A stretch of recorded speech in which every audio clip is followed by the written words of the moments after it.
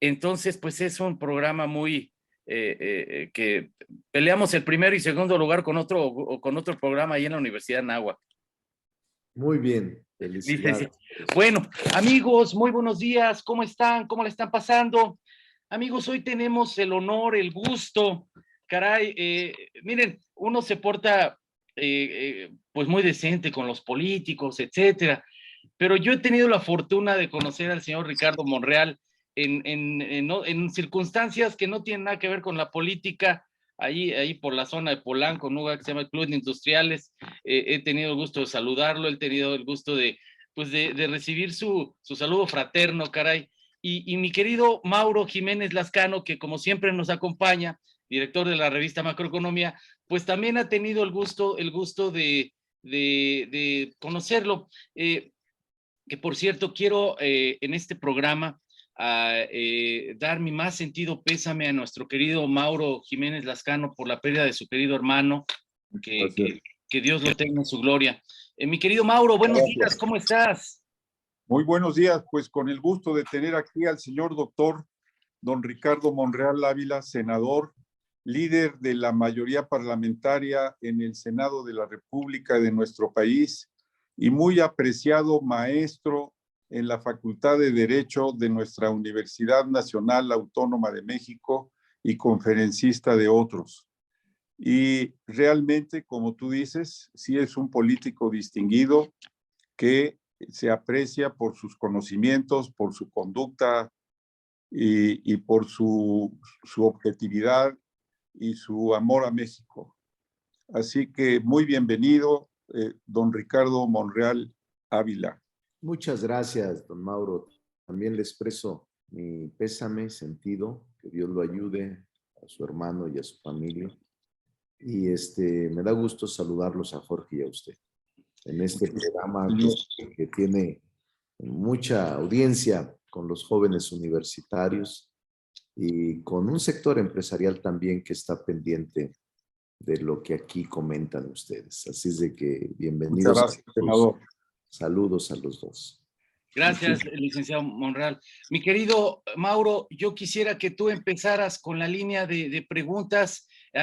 Conoces muy bien al licenciado Monreal y bueno, hemos platicado y yo quisiera que tú empezaras con esta conversación con nuestro querido licenciado Ricardo Monreal. Bueno, desde luego te agradezco mucho y bueno, él tiene, como tú dices, como periodista he seguido su trayectoria y tiene una trayectoria muy brillante en la política mexicana, muy ascendente, siempre limpia, siempre librando todos los obstáculos que puedan empañar su carrera y pues justamente ahora es una de las personas presidenciables, una de las personas que pudieran ser candidato a la presidencia de la República. Y quisiera yo iniciar con una pregunta muy abierta, señor senador, en el sentido de que de llegar a usted a ser candidato y después de seguir adelante, ¿qué programa usted le propondría a nuestro pueblo? ¿Cuáles serían las bases de su campaña política, de su propuesta a la nación mexicana, señor senador? Muy bien, don Mauro. Bueno, me he propuesto, de hecho ya tengo un proyecto de nación que he estado difundiendo en las redes, en mi página de internet donde lo pueden consultar. Es la www.ricardomonrealavila.com. Y es muy importante la pregunta porque yo soy de los políticos clásicos, tradicionales, que piensan que primero es el proyecto y después es el hombre. Primero es lo que propones para que la gente pueda saber lo que estás planteando. Y en términos muy generales, el proyecto lo divido en 6 ejes: política fiscal, política interna, política exterior, perspectiva de género, política social. Y dentro de ellas describo capitulados, por ejemplo, en política social, el tema del campo, el tema de la economía social, el tema de los apoyos sociales convertidos en programas, el ingreso básico universal. En el tema de política interna, toco también algunos de los problemas que tenemos en este momento y abarco ya una discusión de una agenda de tercera generación, que son la inteligencia artificial, la ciberseguridad, la robótica, las tecnologías de la información, la geopolítica, la biodiversidad. Es decir, abarco conceptos y aspectos claves que he venido estudiando en los últimos 40 años y que tengo claridad en lo que estoy planteando. Pero sobre todo, don Mauro, si Dios me ayuda, pretendo plantearle al país un gobierno de reconciliación. Si logramos, una vez que salga la convocatoria, si logramos ganar la candidatura interna y después la presidencia de la República, nos vamos a convertir en presidente de la reconciliación nacional. Yo no creo en la permanente confrontación. Más bien soy del perfil conciliador, en donde escucho y donde creo que todo tiene solución y que todos nos podemos poner de acuerdo para un México mejor, porque lo que nos une a todos es México, lo que nos cohesiona a todos es México. Y pienso que podemos llegar al mismo camino que nos planteamos, a la misma meta que nos propongamos, si vamos todos juntos, si no dispersamos nuestra energía y nuestra fuerza para lograr el objetivo que nos planteemos. Y México necesita de la unidad de todos. Tenemos grandes problemas que atender. Uno de ellos es la seguridad pública, otro de ellos es la economía, la crisis económica que estamos pasando, provocado por la pandemia de manera directa y también por políticas públicas de manera indirecta, está devastando nuestra economía. Empresas pequeñas, medianas, no tienen el respaldo económico para salir adelante y es un momento de ayudar a la recuperación económica y ayudar al mercado del empleo. También creo que el tema del medio ambiente es gravísimo. La devastación ecológica, la pérdida de bosques, de selvas, la degradación ecológica y el medio ambiente que hemos nosotros los humanos y esta generación destruido, estamos dejando pocas posibilidades a las generaciones venideras. El medio ambiente, el cambio climático es una exigencia y es ahora un tema que los jóvenes no nos van a perdonar si no hacemos nada. Es un tema delicado el medio ambiente, el cambio climático y todo esto lo encierro y lo abarco con contenidos muy claros en el programa que le denomino Proyecto de Nación. No se le puede denominar de otra manera.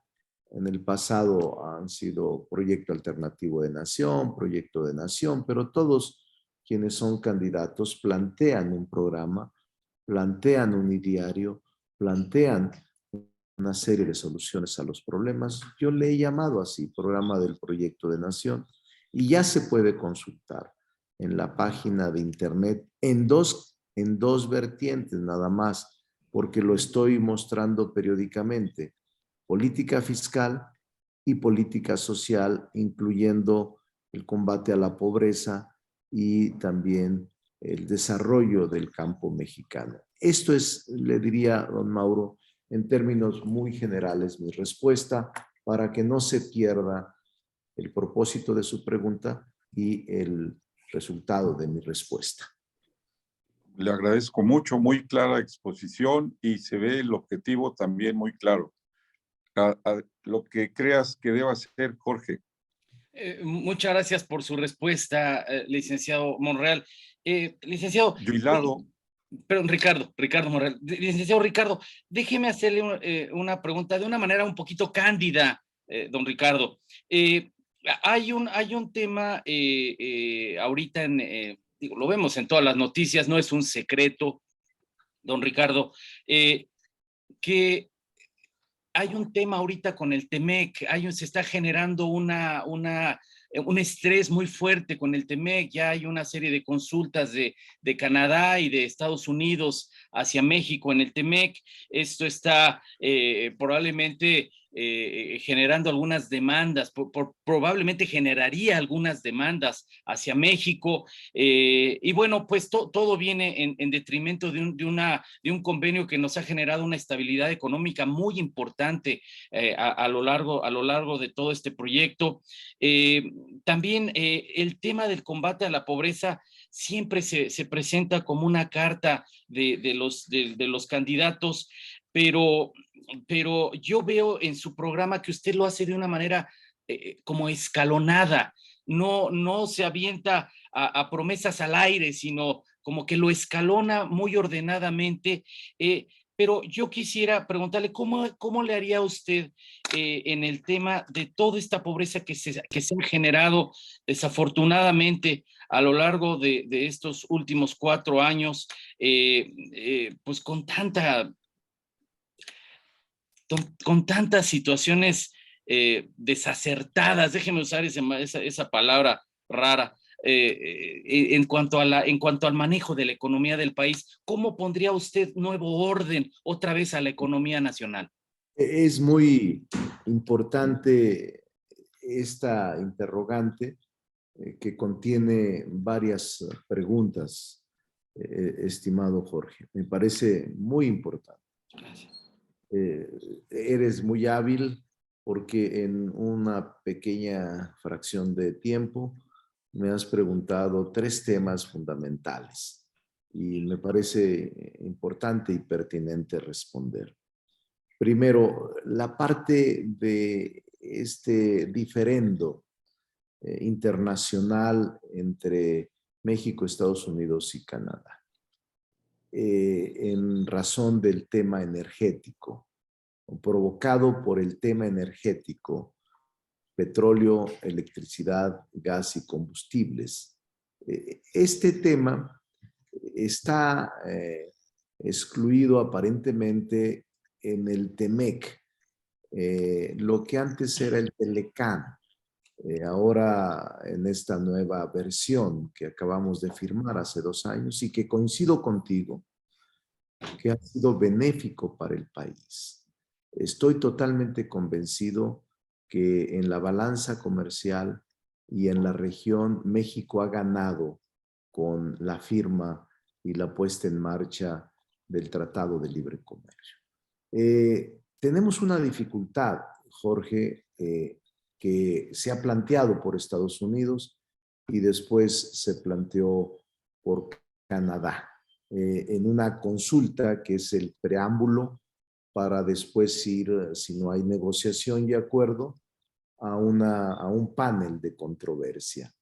El tema energético, Jorge, por cierto, para todo el auditorio, siempre ha estado en la mira de las negociaciones comerciales entre nuestro país y el resto del mundo. En el caso del resto del mundo, me refiero fundamentalmente a nuestros socios comerciales, Estados Unidos, más que Canadá. Y con ellos tenemos no menos del 80% de importaciones y exportaciones, es decir, es enorme la relación comercial que tenemos con ellos. Recordemos lo que decía el poeta López Velarde, zacatecano: los veneros del petróleo, el diablo. El niño Dios te escribió un establo, dice el poema de la suave patria, y los veneros del petróleo, el diablo. Y es un recurso muy anhelado, muy disputado en el mundo, a pesar de que yo creo que con las energías limpias tendremos ya menos la dependencia de este llamado oro negro del petróleo. Pero déjame decirte, porque además lo conozco el tema, nosotros ratificamos el tratado comercial porque el Senado es la autoridad encargada de hacerlo, que está facultada por la Constitución para hacerlo.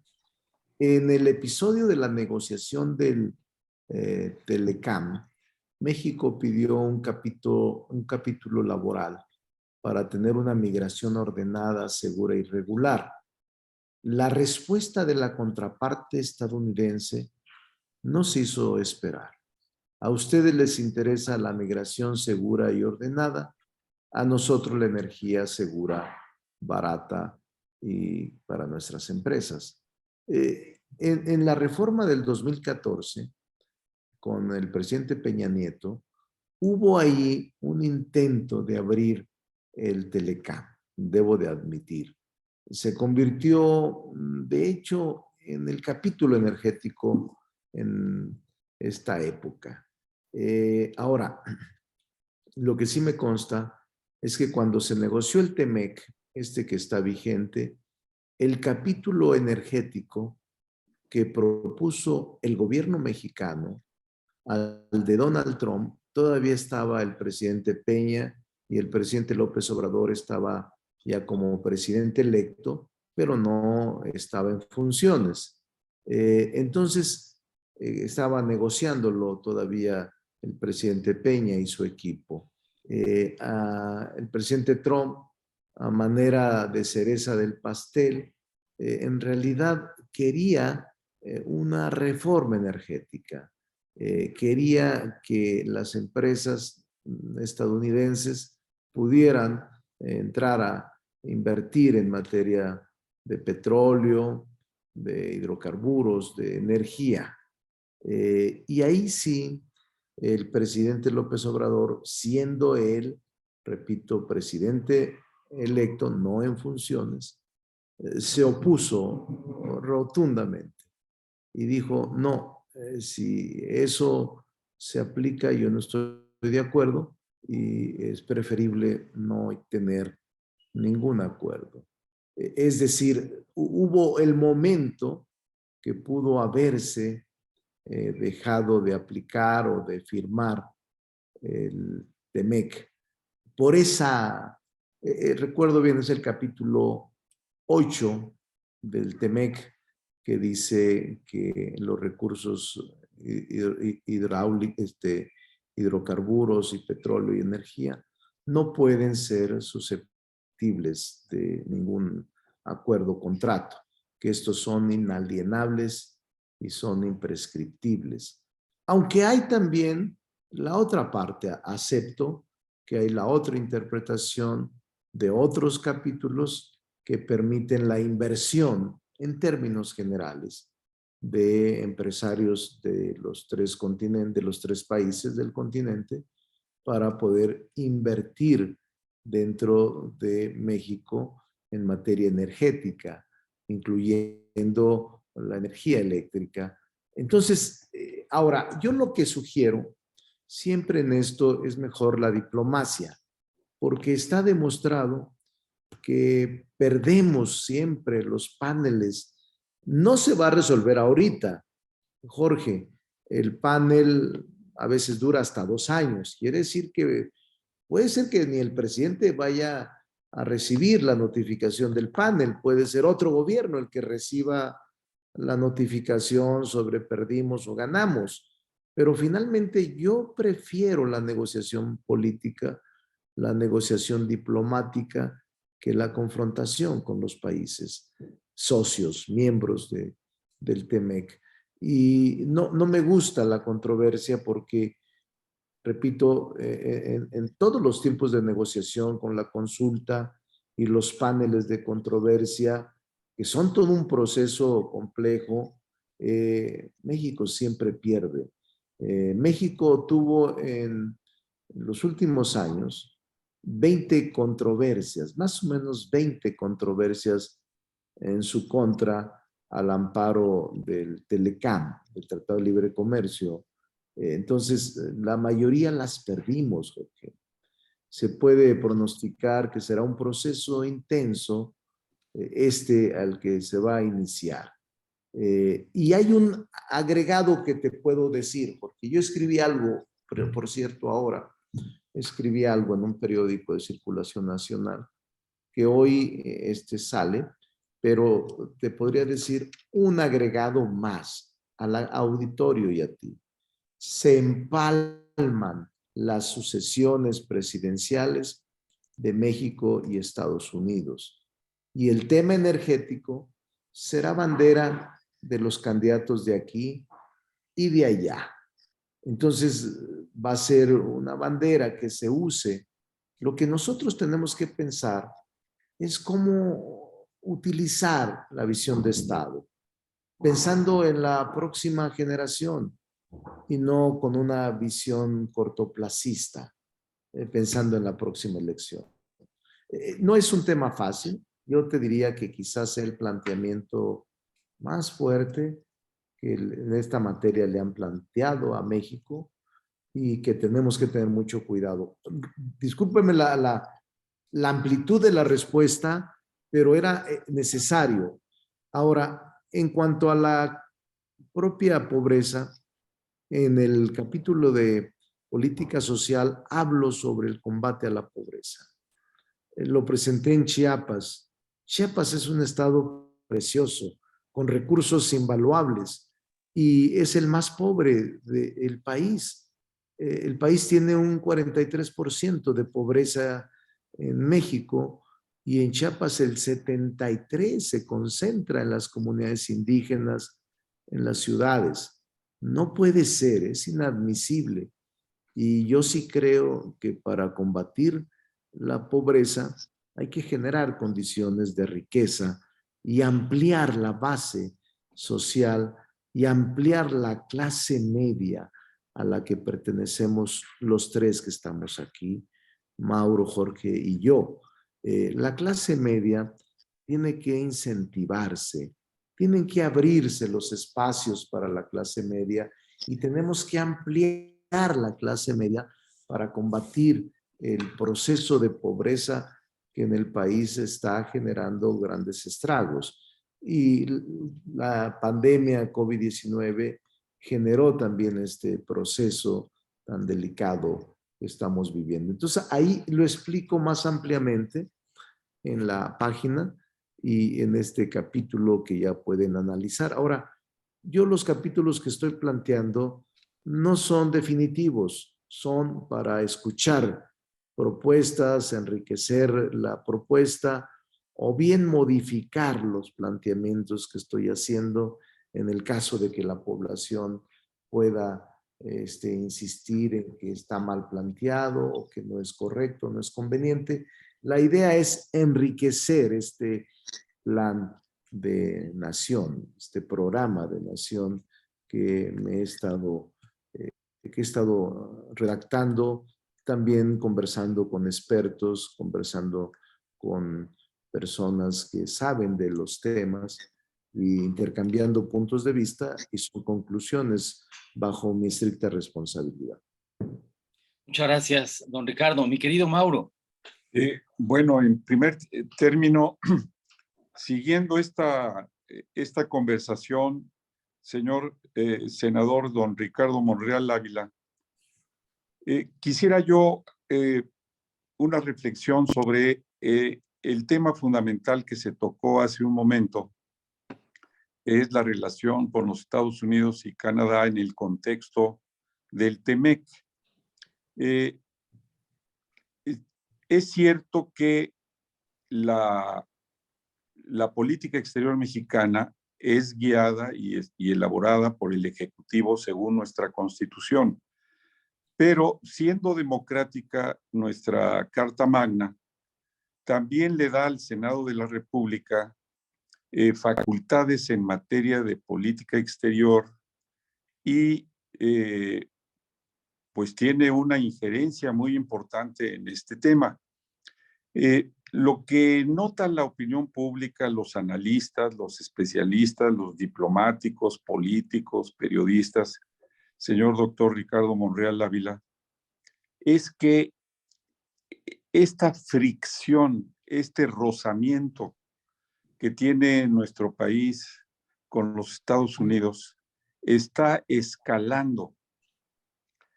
Y sí hay una preocupación tanto en el sector económico como en el sector diplomático y político y los demás, porque pudiera seguir adelante esta, pues todavía no confrontación, pero sí un roce con la potencia americana en momentos además de crisis económica nacional, de crisis mundial por diversos temas, la pandemia, la invasión de Rusia a Ucrania, y que pues la opinión pública ve que no es conveniente que esto pudiera escalar a otros momentos, inclusive por la convocatoria que ha hecho el presidente de México al 16 de septiembre para responder sobre estos temas. Y pues los que saben de política, pues saben que pudiera venir un pronunciamiento muy fuerte ese día en relación con la política exterior mexicana con Estados Unidos y quién sabe si también con Canadá. Entonces, lo que se ve es si hay posibilidad de que se llegara a una a un pausamiento, como se dice ahora, un rompimiento del TEMEC o a una escalada mayor entre México y los Estados Unidos y también con Canadá. Esa es la pregunta, señor senador. Sí, entiendo la preocupación y ha sido muy clara la preocupación y muy bien estructurada, don Mauro. Yo sí creo que en este momento debemos agotar la vía diplomática, la vía política, no esperar el panel, no esperar el inicio de un procedimiento que nos puede afectar. Sí, en efecto, coincido totalmente con usted. La Constitución mexicana establece una corresponsabilidad, una coparticipación del Senado en materia de política internacional.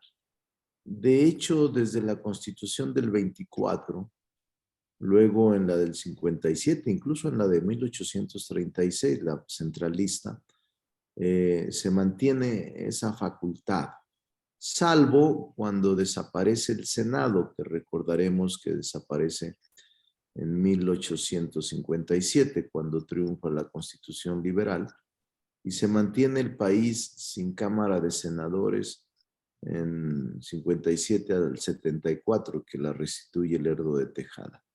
Entonces, desde siempre, el Senado tiene esta atribución, esta facultad. Por eso es que el Senado ratifica embajadores, ratifica acuerdos comerciales, ratifica instrumentos internacionales y ratifica todo tipo de política que tenga que ver con el exterior. En efecto, como senadores, al menos en el personal punto de vista, sí me preocupa, sí es preocupante. No conviene, no ha convenido nunca una posición de polarización con Estados Unidos y Canadá. No tenemos condiciones para enfrentar por la vía de la eficacia una confrontación. De ninguna parte. Yo prefiero buscar las vías de conciliación con Estados Unidos y con Canadá. Me sorprendió que se sumara Canadá, porque Estados Unidos anuncia la consulta Pensé que habría este mecanismo normal entre México y Estados Unidos para revisar la consulta, ambas partes, a través de los grupos técnicos de la Secretaría de Economía, pero escaló un día después con Canadá. Entonces sí se agravó y sí es preocupante. No sé qué vaya a pronunciar el presidente de la República el 16 de septiembre. Lo que ha hecho público es que ese día dará la respuesta. Pero, don Mauro, la respuesta será política exclusivamente. Es decir, no la minimizo y yo creo que, yo creo que el presidente será sensato y prudente como lo ha sido. Pero déjeme decirle, no interrumpe la declaración, no interrumpe ni la consulta, ni menos la posibilidad de establecimiento de paneles. Es decir, para mí es más eficaz el ejercicio diplomático, sin necesidad de pronunciamientos políticos. Yo prefiero la eficacia. Cuando en el Congreso estamos construyendo una institución o una reforma constitucional de gran calado, normalmente yo no la difundo. Es un estilo que yo respeto a cualquiera, pero yo normalmente no difundo los pasos, ni tampoco le reclamo a mi contraparte, la oposición. No le reclamo al PRI, al PAN, porque estoy construyendo con ellos. Y cuando prefiero yo por la vía de la conciliación o de la contrapropuesta, llegar a un acuerdo con ellos. Cuando ya llegó a un acuerdo, entonces sí lo hago público porque además se tiene que dar a conocer al Pleno, pero no antes. No abro espacios de polarización y de confrontación con ellos previos, porque si no echo a perder la negociación. Yo pienso así, siento que es más eficaz en este momento usar la vía jurídica, la vía diplomática, la vía histórica, la vía del lobby o del cabildeo comúnmente conocido en todas partes. Pero el presidente ha anunciado ya 2 meses, en 1 mes y medio, va a fijar su posición. Pero las consultas ya han iniciado y el Senado estará atento. Sí estamos preocupados. Yo en lo personal, como senador y como vigilante de la política internacional, por supuesto que no es un asunto menor y nos puede repercutir. Quizá no en este momento, Mauro, no mañana, no en 1 mes, no en 2 meses. Este tipo de controversias, diferendos o paneles duran hasta 2 años. Por eso le digo, quizá incluso hasta el presidente ya no vaya a tener que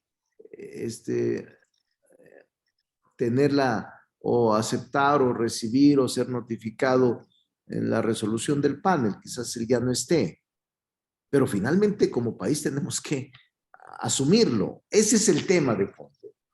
Y yo creo que ha tocado un tema clave que debe estar fundamentalmente en la preocupación de los mexicanos y mexicanas que de buena fe nos preocupan, no con ánimo de confrontar al presidente. Yo no veo, por ejemplo, en su actitud, o en la actitud de Jorge, o en la actitud de muchos mexicanos, no veo una actitud de rechazo, sino más bien de preocupación, de preocupación de nuestro país, que es lo mejor que debemos hacer por él.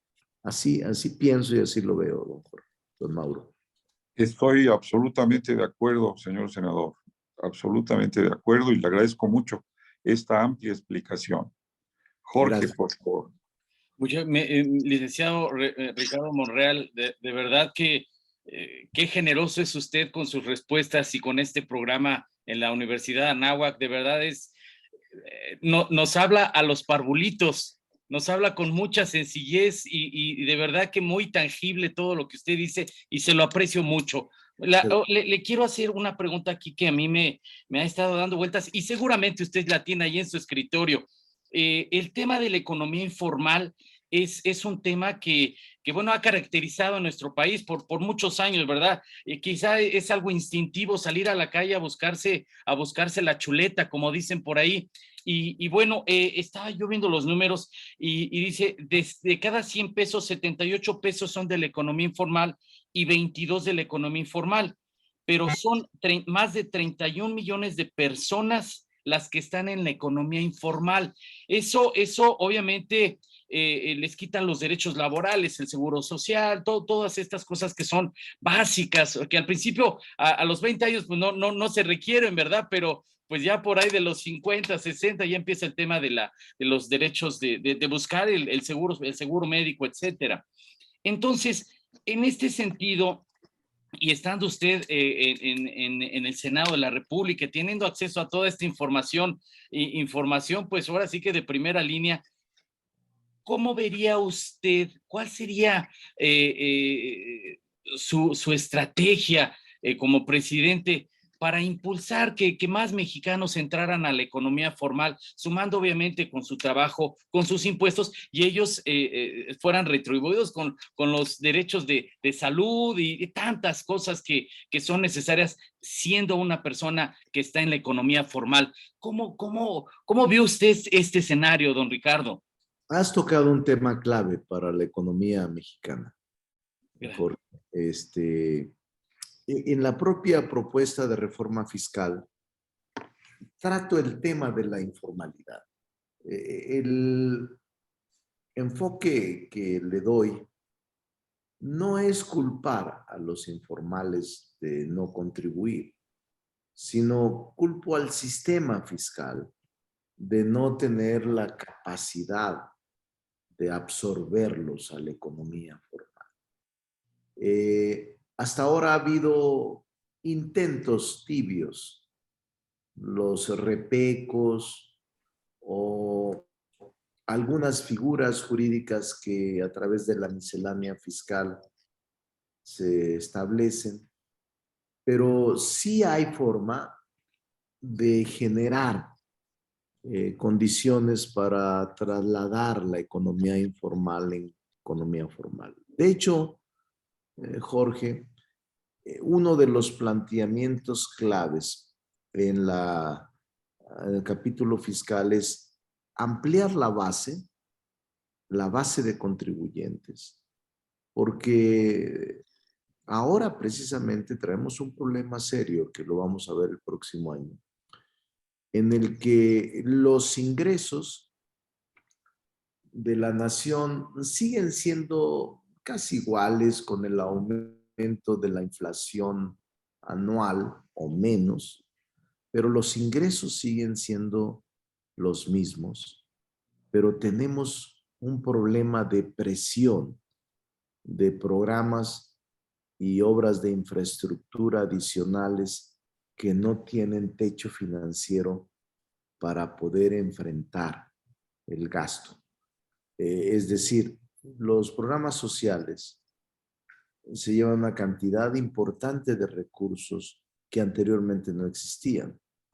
O las obras emblemáticas del presidente, como Dos Bocas, Tren Maya, Sísmico u otros, requieren recursos. O el propio subsidio que se está dando a las gasolinas, que ocurrirá más o menos en un porcentaje de 400,000 millones de pesos anuales. Entonces, todo esto hace pensar que necesitamos más contribuyentes o que realmente todos paguemos en razón de la progresividad fiscal. Es decir, lo que planteo es establecer un sistema más integral. Claro, como lo dice la Constitución, siempre proporcional y equitativo a lo que gano, a lo que percibo, a lo que es mi utilidad, con la finalidad de que todos paguemos nuestra parte. Entonces, existe en ocasiones la percepción de que incluso equivocada, de que la economía informal que tú mencionas, Jorge, está integrada solamente por los que menos tienen. Sin embargo, la economía informal representa lo que tú has dicho. Yo le estimo aproximadamente el 20% del PIB. 20% del PIB. Y más del 50% de la población, Jorge, económicamente activa.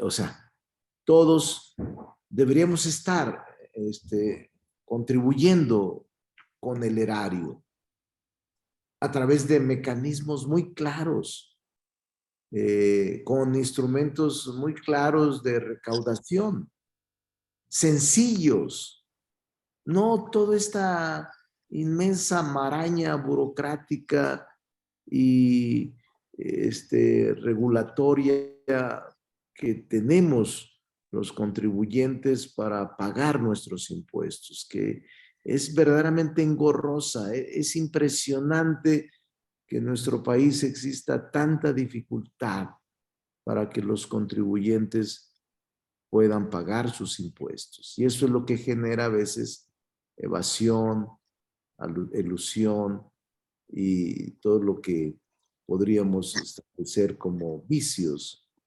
en ingreso tributario y, por supuesto, vicios en la recaudación. Entonces, sí hay forma, y has tocado un tema clave, y es delicado porque no es sino más de la mitad de la población, por razones distintas, pero necesitamos que esta población se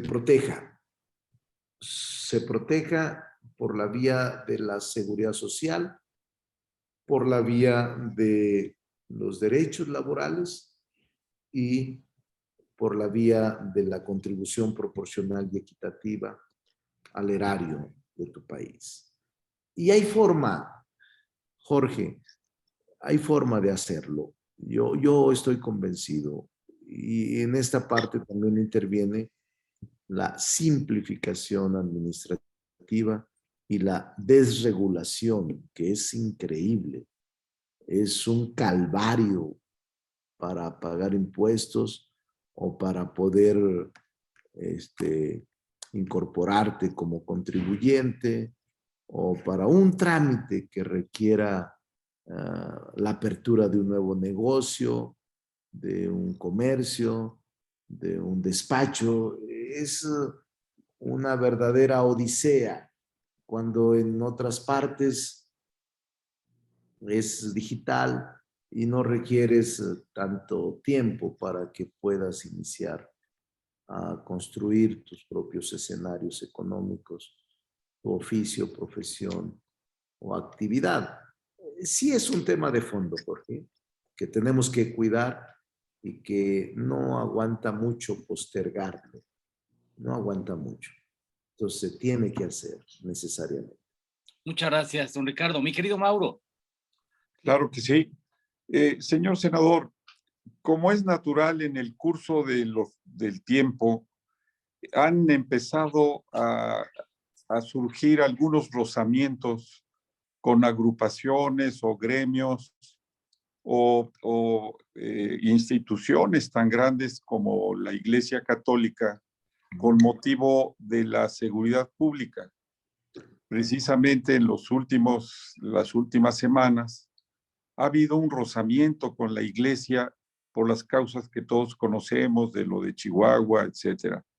Pero también han existido rozamientos con los empresarios por razones de índole económica, programas de inversiones, ideas, propuestas, y con, por ejemplo, el gremio de los informadores, los periodistas, por, bueno, lo que hemos visto de asesinatos de periodistas en todo el país, por diversas causas que, que están a la vista. Y con otros grupos, con maestros, mujeres, en fin.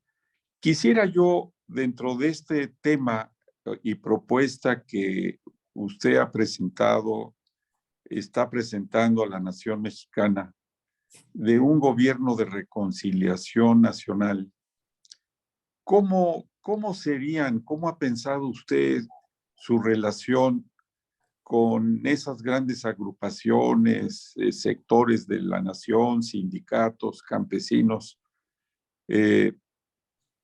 ¿Cómo se ve usted tratando con estos gremios, estos asuntos, esta nueva relación o una nueva relación con esas agrupaciones, señor senador don Ricardo Monreal? Sí, don Mauro. Mire, no es difícil cuando tienes vocación de servicio, no tienes dificultades para dialogar, sentarte y llegar a acuerdos. En principio, a mí me parece que no es deseable ningún tipo de polarización y confrontación. Para mí no es afortunado confrontarse con la iglesia. No es conveniente para nadie. Las iglesias, las asociaciones religiosas tienen un fin espiritual y tienen libertad de expresión. Ellos han expresado su posición frente a una agresión violenta en contra de sus miembros, que detonó en el asesinato de los jesuitas en Chihuahua. Y la Iglesia Católica expresó con fuerza moral su sentimiento. Y creo que hay que escucharlos y buscar soluciones. El presunto responsable no ha sido detenido.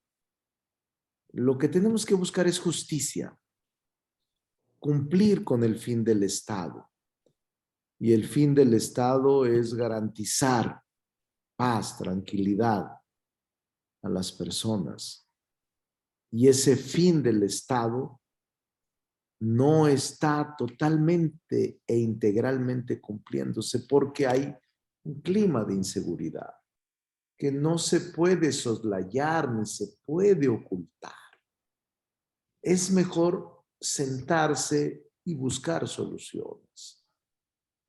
Algo está fallando, aunque el diagnóstico al que acude el presidente de la República desde el origen de su gobierno es correcto, diciendo hay que atender las causas en las que estamos de acuerdo. La estrategia de momento a momento pareciera estar rebasada. Y eso es lo que han dicho asociaciones, periodistas, universitarios, académicos, intelectuales, expertos en esta materia.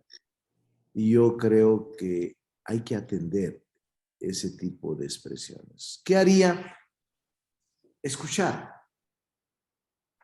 y corregir si está equivocada alguna política pública. Aceptar que no está dando resultados.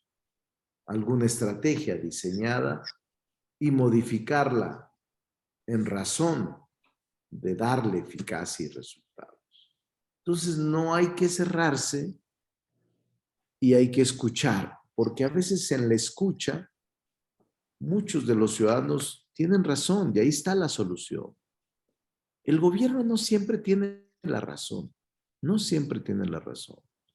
El gobierno tiene la obligación de implementar políticas públicas y tiene la obligación de escuchar a los ciudadanos, a la sociedad civil, a las organizaciones civiles, a los grupos sociales compuestos por diferentes gremios, personas, oficios, profesiones. Eso no te desmerece, eso no te demerita como gobernante, al contrario, te enaltece desde la antigüedad. Los plebiscitos eran eso, las asambleas populares en Grecia, Esparta, Roma, Atenas, eran eso. Eran verdaderas consultas con la población sobre políticas públicas a implementar por los jefes de Estado, llámese emperadores, reyes, cónsules. Entonces, yo sí creo que se puede mejorar el servicio público y estoy convencido que con diálogo lo podemos lograr. El diálogo es el mejor instrumento de la sociedad, de quienes vivimos en sociedad para resolver, para atender problemas graves, o no graves, pero problemas de la sociedad que requieren atención y solución del Estado nacional, llámese como se llame, pero esa es una obligación de los estados nacionales en cualquier parte del mundo. Y me parece que eso es clave. Entonces, eso haríamos, atender, escuchar y cambiar lo que esté equivocado. Muchas gracias, señor senador. Pues, Jorge. amigos, amigos que nos escuchan, hemos platicado con una autoridad, con el senador Ricardo Monreal, pero yo me quedo con un sabor de boca. He platicado con un amigo, he platicado con una persona agradable, una persona que te contesta lo que le preguntes, que no usa el lenguaje elevado, que aterriza las cosas para que cualquier persona entienda en un lenguaje pues, muy básico, muy todo lo que implica la política. Y yo le quiero agradecer mucho, don Ricardo Monreal, esta fraternidad y de verdad, desde Radio Anáhuac, mi querido Mauro Jiménez Lascano, director de la revista Macroeconomía, y un servidor, Jorge Arias, le deseamos el mayor de los éxitos. Es una de esas personas que la verdad se merece todo lo bueno. Le deseamos el mayor de los éxitos, don Ricardo. Gracias, Jorge. Don Mauro. Lo mismo digo yo. Sí. Aquí estamos en la sala de juntas de la coordinación política. Aquí en esta sala nos reunimos todos los dirigentes de los partidos y hemos logrado muchos acuerdos en el Senado. Desde aquí les mando un abrazo a todos quienes nos escuchan y a ustedes en lo particular. Saludos. Muchísimas gracias, don Ricardo. Gracias, señor senador. Que tenga bonito día. Amigos, gracias. De verdad lo pasamos estupendo. Esto ha sido todo por hoy. Nos escuchamos la próxima semana. Pásenla bien.